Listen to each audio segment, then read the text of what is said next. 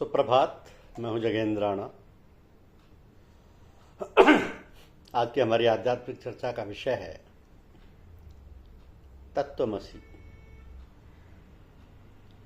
तत्वमसि यानी तू ही तू है।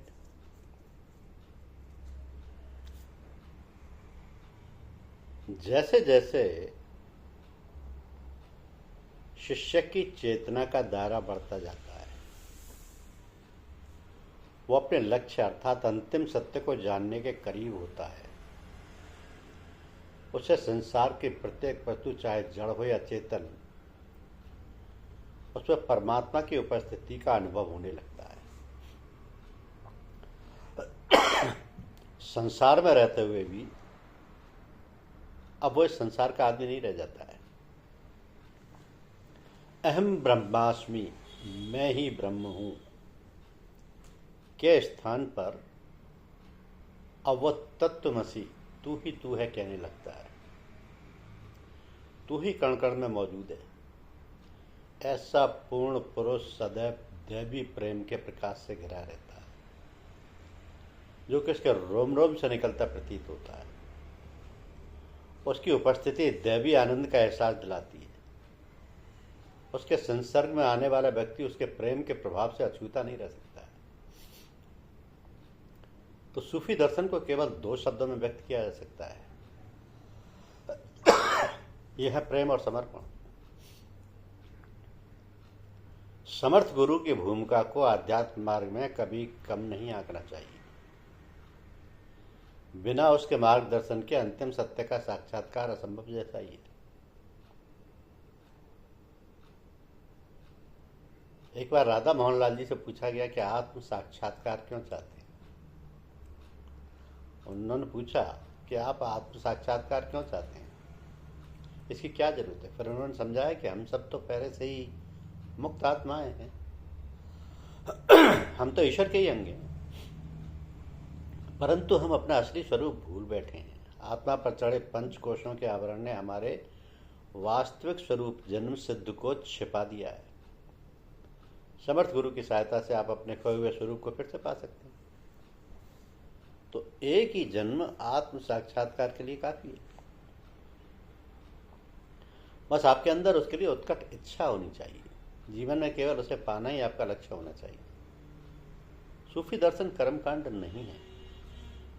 यहाँ पूजा के बहुर्मुखी साधनों जैसे भजन, कीर्तन, ग्रंथों का पाठ, मूर्ति पूजा आदि का कोई महत्व नहीं।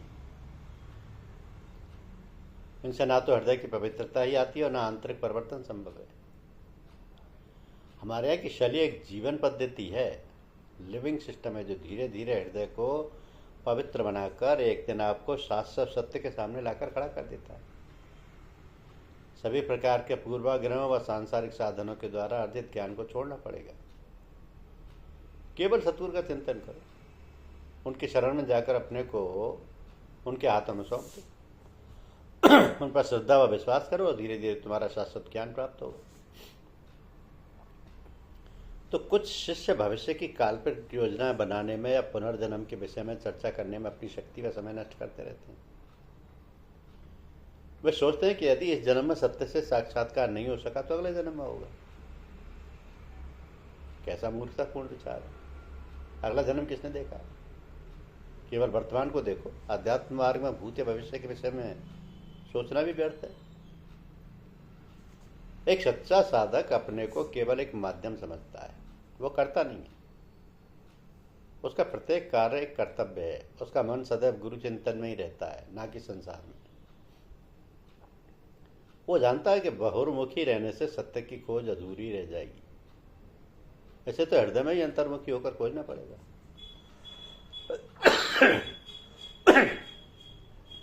जब साधक स्वयं में स्थित हो जाता है तो भौतिक संसार व इसके प्रलोभन इसके लिए कोई मायने नहीं रखते। तो सूफियों के अनुसार आध्यात्म का यह एक गहरा रहस्य है। संत चाहे कितने महान क्यों ना हो, उसके अंदर कुछ ना कुछ कमियां रह जाती हैं, क्योंकि शरीर का बंधन उसके साथ है। मृत्यु में ही पूर्ण शांति मिल सकती है। इसलिए कबीर साहब ने फरमाया कि जा मरने से जग डरे मोह बड़ी आनंद। कभी मरी हो कब पाई हो पूर्ण परमानंद। तो सूफी दर्शन में प्रेम ही साधना का आधार है। जिसने अपने अंदर प्रेम पा लिया उसने ईश्वर को पा लिया। प्रेम ईश्वर है। जैसे आग के पास बैठने से गर्मी मालूम पड़ती है, इसी प्रकार जिन संतों ने प्रेम के द्वारा ईश्वर के रहस्य को जान लिया है, उनके पास बैठने से कोई भी व्यक्ति खाली हाथ नहीं लौटता है। कुछ ना कुछ अवश्य मिलता है। उनके रोम रोम से प्रेम की धाराएं निकलती रहती। अब सूफी संतों के अनुसार आध्यात्म मार्ग की यात्रा में हर चीज को पीछे फेंकते जाना। नाम व ख्याति, मान अपमान, सारा सांसारिक ज्ञान, भौतिक पदार्थों व संबंधों पर निर्भरता, क्रोध, ईर्ष्या, द्वेष, सुख में संप्रसन्न होना या दुख में दुखी होना आदि प्रत्येक वस्तु को त्यागना है। इसका अर्थ है कि इन पर विश्वास नहीं किया जा सकता। सूफी केवल ईश्वर पर विश्वास करता है और अपने को पूरी तरह से उनके हाथों में सौंप देता है। तो परमात्मा की इच्छा अनुसार ही चल रहा है, तभी नए संस्कारों का निर्माण नहीं हो पाता। त्याग का मार्ग और आसान हो जाता है। यदि साधु अच्छा बुरा पाप पुण्य सब कुछ गुरु के चरणों को अर्पित करता जाता है, इससे उसे अहम को नष्ट करने में भी सहायता मिलती है। तो शिष्य को इस मार्ग में की गई अपनी उन्नति अथवा गुरु के प्रति अपने नजदीकी के विषय में कभी चर्चा नहीं करनी चाहिए। आध्यात्मिक उन्नति के विषय में केवल गुरु ही निर्णय ले सकता है। कोई भी शिष्य गुरु के पास या दूर नहीं है, सबका लक्ष्य एक ही है। उस लक्ष्य को पाने के मार्ग व तरीके अलग अलग हो सकते हैं। भिन्न भिन्न स्तरों पर सभी विद्यार्थी ईश्वर कृपा केवल गुरु के माध्यम से ही मिलेगी। ये जान लो कि हर शिष्य हमेशा हर समय गुरु की नजरों में रहता है। तो जब तुम्हें जरूरत होगी गुरु की मदद अवश्य मिलेगी। कुछ लोगों का मस्तिष्क ज्ञान के बादलों से इतना अधिक ढका रहता है या संसार के माया जाल से ही संतुष्ट रहते हैं कि उन्हें अपने असली स्वरूप को जानने की इच्छा ही नहीं होती है। परंतु जिस क्षण व्यक्ति के अंदर परम चैतन्य सत्ता को जानने की तीव्रतम इच्छा जागृत होती है, उसी क्षण किसी न किसी रूप में गुरु तुम्हें मार्ग दिखाने के लिए मिल जाएंगे। अब बहुत से लोग ध्यान का प्रयोग केवल मस्तिष्क को शांत करने के लिए करते हैं। इसका अधिक महत्व तो नहीं है, क्योंकि मस्तिष्क को शांत करने के बहुत से तरीके हैं। वास्तविक ध्यान में दैवी आनंद का अनुभव होता है, जो इस संसार के भौतिक पदार्थों में सुखों से नहीं मिल सकता है। इस दैवी आनंद का अनुभव होने पर अन्य सब सुख तुच्छ मालूम पड़ते हैं।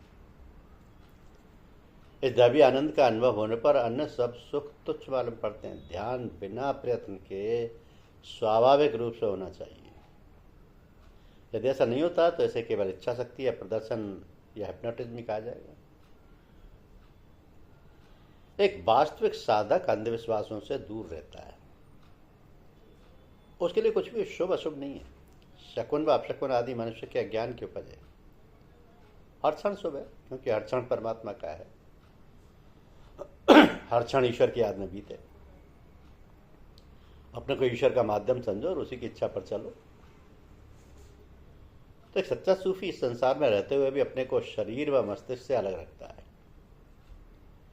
मस्तिष्क सदैव सूक्ष्म रूप से साधक को परेशान करता रहता है। अब विरोधाभास यह है कि शरीर व मस्तिष्क की इच्छाओं को त्यागने के बाद भी उनकी यादें मन को हमेशा परेशान करती रहती है। इच्छा की स्मृति कहीं ज्यादा खतरनाक है इच्छा की वास्तविक पूर्ति से। एक समर्थ गुरु अपने शिष्यों को इस प्रकार से शिक्षित करता है कि इच्छाओं की स्मृति से भी छुटकारा मिल सके। सूफी संतों ने इस मार्ग में जल्दी सफलता पाने के लिए 3 बातों पर विशेष जोर दिया है कि सदैव प्रार्थना में लीन रहना चाहिए। हृदय से की गई प्रार्थना के परिणाम आश्चर्यजनक होते हैं। सदैव ईश्वर यानी सतनाम की याद बनी रहनी चाहिए। मानव तक की सेवा, यहां तक कि पशु पक्षियों और वनस्पति की भी सेवा करना चाहिए। तो सत्य की खोजों को किस तरफ ध्यान नहीं देना चाहिए। गरीबी, बीमारी, धन दौलत की हानि, सगे संबंधियों द्वारा अपमान आदि की परवाह नहीं करनी चाहिए। ईश कृपा सदैव साधक के साथ रहती है। एक ही समय में ईश्वर और संसार दोनों चीज़ें साथ साथ नहीं मिल सकती। एक सांसारिक व्यक्ति की तुलना में एक साधक को बुरे विचारों से ज़्यादा खतरा है। जब वह ईश्वरीय शक्ति आने के लिए अपने मस्तिष्क को खाली करता है तो बुरे विचार फौरन उस खाली जगह को भरने की कोशिश करते हैं। इस परेशानी से बचने का एक ही तरीका है कि हर समय अपने गुरु की याद में डूबा रहे या उनमें लय हो जाए। तो यदि साध्य ने अपने को गुरु में लय कर दिया है तो कोई भी बुराई आप में प्रवेश नहीं कर सकती। इस संसार में केवल प्रार्थना, ध्यान व सतनाम का ही जाप करने योग्य कार्य है। इनके अतिरिक्त अन्य चीजों पर नजर नहीं डालनी चाहिए।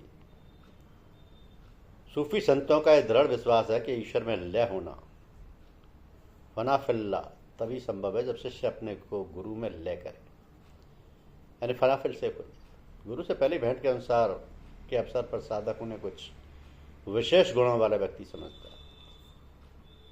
आगे चलकर लंबे समय तक गुरु की सोबत में रहकर उसे ये समझ में आने लगता है कि केवल गुरु के माध्यम से ही वो आत्म साक्षात्कार कर सकता है। अब उसके सामने दो हैं, गुरु और ईश्वर। तो बात को केवल एक ही रह जाएगा। कोई भी समर्थ गुरु ये नहीं चाहेगा कि शिष्य उसे ही ईश्वर माने। शिष्य के गुरु में लय होने के बाद अगला कदम है ईश्वर में लय होना। अब गुरु फौरन ही उसे परम चैतन्य सत्ता यानी सुप्रीम कॉन्शियसनेस और कॉस्मिक सोल में लय होने के लिए तैयार करता है। फनाफिल शेख से फनाफिल अल्लाह में आने में देर नहीं लगती है। परंतु यदि किसी शिष्य को गुरु में विश्वास नहीं है अथवा उसे ईश्वर की सर्वोच्च सत्ता व उसके अस्तित्व में विश्वास नहीं है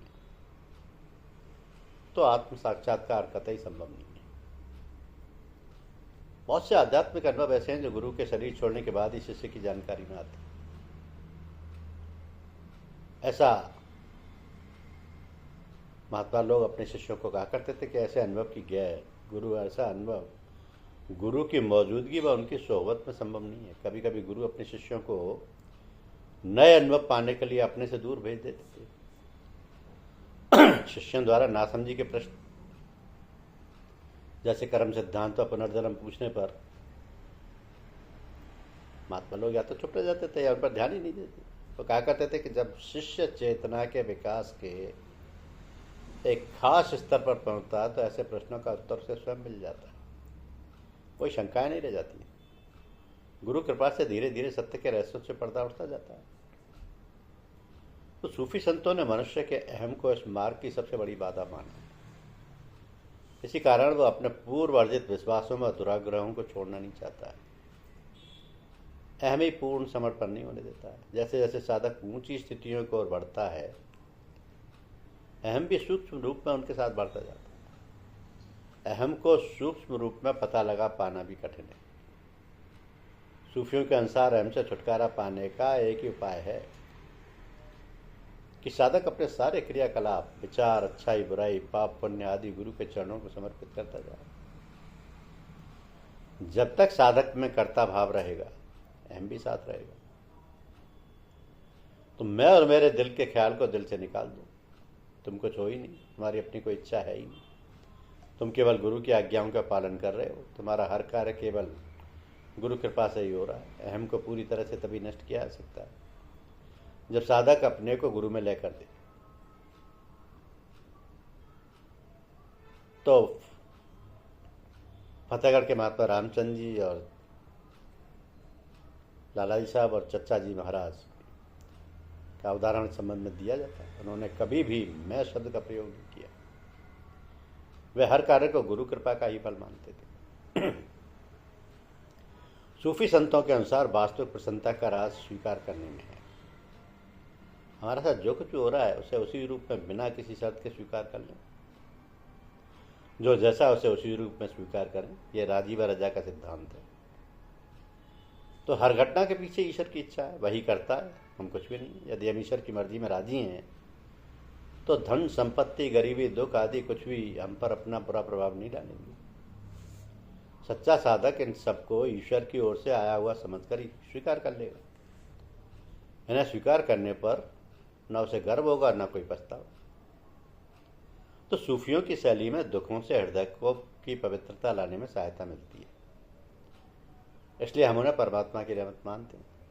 ईश्वर की मर्जी स्वीकार करने में हम सुख दुख से ऊपर उठ जाते हैं। हमेशा कल के बारे में सोचने का मतलब है ईश्वर में विश्वास की कमी।